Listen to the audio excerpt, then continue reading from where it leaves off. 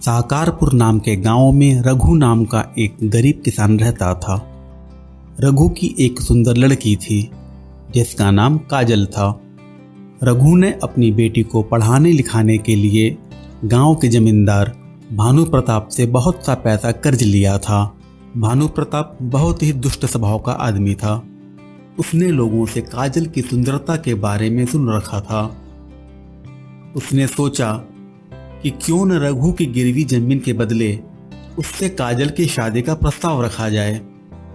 भानु प्रताप रघु को अपने पास बुलवाता है और उससे कहता है कि वो उसके पैसे एक हफ्ते में वापस कर दे, नहीं तो वो उसकी जमीन पर कब्जा कर लेगा। रघु कहता है कि उसके पास तो अभी पैसे नहीं हैं। तब भानु प्रताप रघु से कहता है कि ठीक है, अगर वो काजल की शादी उसके साथ कर देगा तो वह उसका कर्जा माफ कर देगा और उसकी जमीन भी उसको वापस कर देगा। रघु घर आकर सारी बात अपनी बेटी काजल को बताता है। यह सब सुनकर काजल भी परेशान हो जाती है। काजल बहुत बुद्धिमान लड़की थी। वह अपने पिता से हिम्मत रखने को कहती है। कुछ दिन बाद भानु प्रताप फिर रघु से कहता है कि वो काजल की शादी उसके साथ कर दे, नहीं तो वो पंचायत बुलाकर उनसे फैसला करवाएगा और जो फैसला पंचायत करेगी वो उसे मानना होगा। रघु के न मानने पर भानु प्रताप एक दिन पंचायत बुलाता है। पंचायत को भानु प्रताप सारी बात बताता है।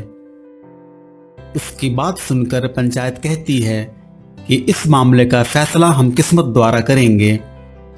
पंचायत कहती है कि यहाँ पर काले और सफ़ेद कंकड़ पड़े हैं। भानु प्रताप को एक थैले में एक सफ़ेद और एक काला कंकड़ रखना होगा। फिर काजल थैले में से बिना देखे एक कंकड़ निकालेगी और अब उसके पास 3 रास्ते होंगे। पहला, अगर वो काला कंकड़ निकालती है तो उसे भानु प्रताप से शादी करनी होगी। उसके पिता का कर्जा माफ कर दिया जाएगा और उसकी गिरवी जमीन भी उसको वापस मिल जाएगी।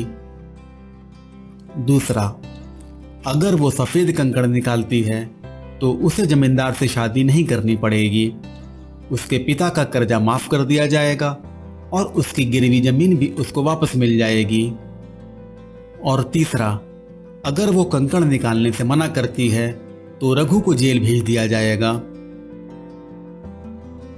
पंचायत के कहने पर भानु प्रताप जमीन से 2 कंकड़ उठाता है। जब वो कंकड़ उठा रहा होता है तो काजल देख लेती है कि भानु प्रताप ने दोनों काले ही कंकड़ उठाए हैं और उन्हें थैले में डाल दिए हैं। काजल यह देखकर बिना घबराए सोचने लगी कि वो क्या करे। क्या वो सबको बता दे कि भानु प्रताप दोनों काले कंकड़ डालकर सबको धोखा दे रहा है। लेकिन फिर उसने सोचा कि भानु प्रताप झूठ बोल देगा कि उसने गलती से दोनों काले कंकड़ डाल दिए थे और उसे फिर से कंकड़ डालने को कहा जाएगा। तभी उसे एक और बढ़िया उपाय सूझा। काजल ने भानु प्रताप से थैला लिया और उसमें हाथ डालकर एक कंकड़ निकाला और बिना कंकड़ को देखे उसे कंकड़ के ढेर में गिरा दिया और बोली, हे भगवान, ये कैसे हो गया।